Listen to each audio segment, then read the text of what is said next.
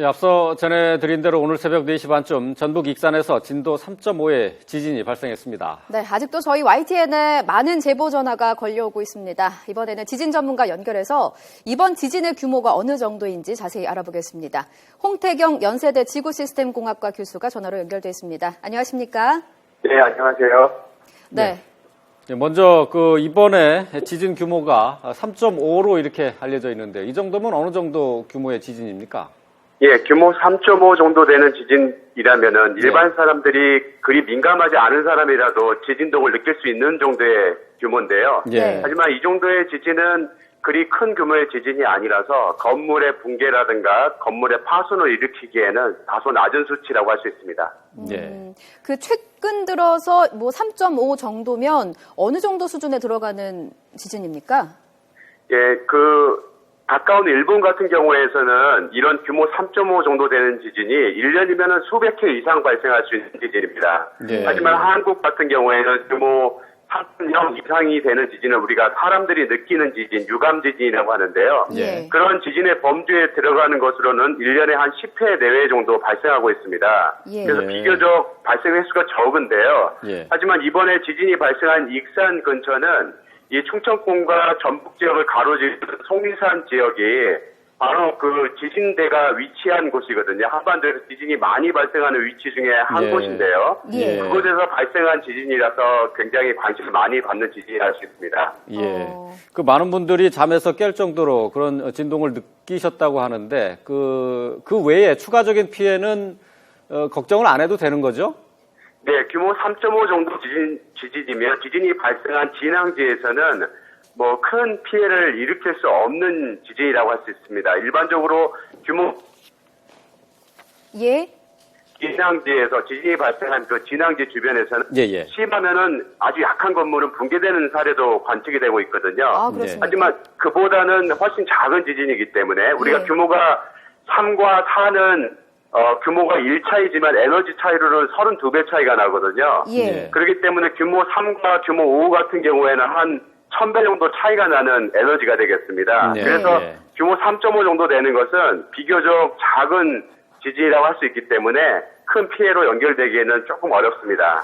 예, 교수님, 그런데 저희 YTN으로 들어온 제보 전화에 따르면 대전에서 전해진 제보인데요. 아스팔트에 손바닥이 들어갈 정도로 갈라진 것을 목격을 했다. 이런 제보가 들어와 있거든요. 이거를 지진의 여파로 볼 수 있을까요?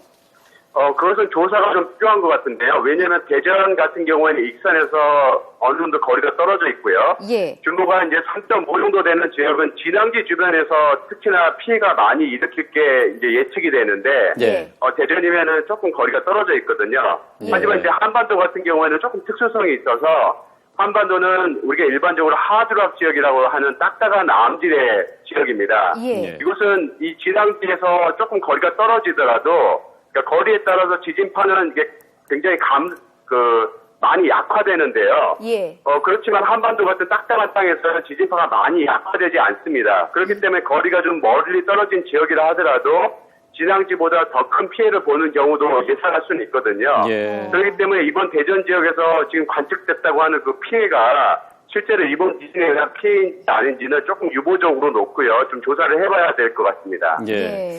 진앙지가 지금 내륙으로 이렇게 나와 있거든요. 그렇다면 이게 네. 보통 저희가 많이 듣는 지진의 진앙지, 인근 해안이라든가 이런 것 때와는 좀 다른 양상으로 나타날 수 있죠.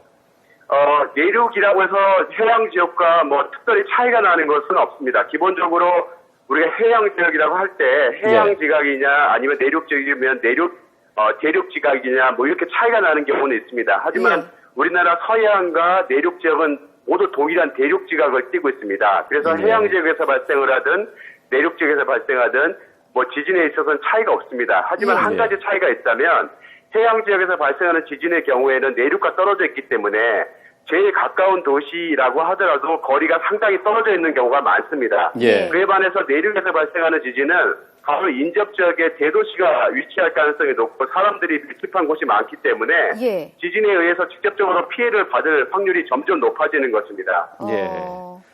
그래서 그렇게 많은 사람들이 감지를 할 수 있었다 하는 설명이 되겠네요. 네, 그렇습니다.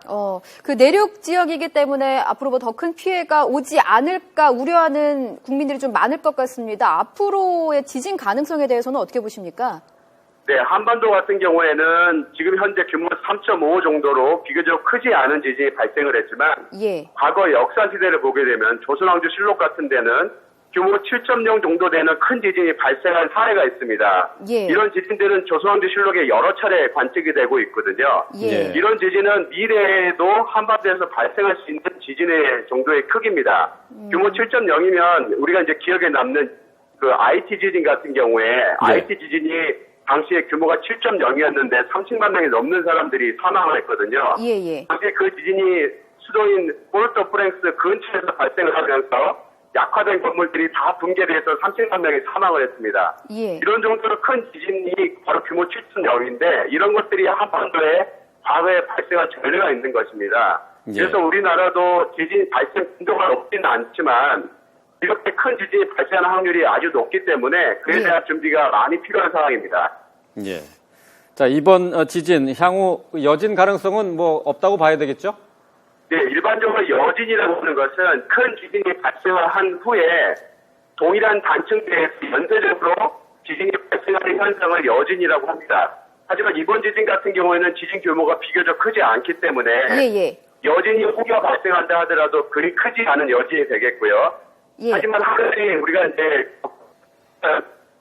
동일본 대지진 후에 한반도에서는 지진이 밀집해서 발생하는 현상이 간혹 목격이 되고 있습니다. 예. 이럴 때는 앞선 지진이 전진이 되고 이후에 더 큰 지진이 잇따라 따라오는 경우가 있거든요. 예. 그래서 이게 전진이 되고 후에 더 큰 본진이 있지 않을까라는 우려는 할 수 있지만 예. 현재로서는 그마저도 그렇게 높은 확률이라고 보기는 어렵습니다. 예, 알겠습니다. 혹시나 지진이 났을 때 어떻게 시민들이 대피하는 게 보다 안전한지 짧게 설명 좀 부탁드리겠습니다. 예, 지진이 발생하면 사람들이 제일 먼저 할 것은 이 전기나 가스 시설을 만지지 말고 출입문을 확보하는 것이 제일 중요합니다. 예. 지진에 의해서 건물이 많이 흔들리게 되면 건물이 뒤틀리게 되고 이후에 건물을 빠져나가야 할 때 빠져나가지 못하는 일들이 벌어지거든요. 예. 그래서 지진동이 느껴지면 재빨리 출입문을 먼저 조금 열어놓는 것이 아주 좋은 방법이라 할 수 있습니다.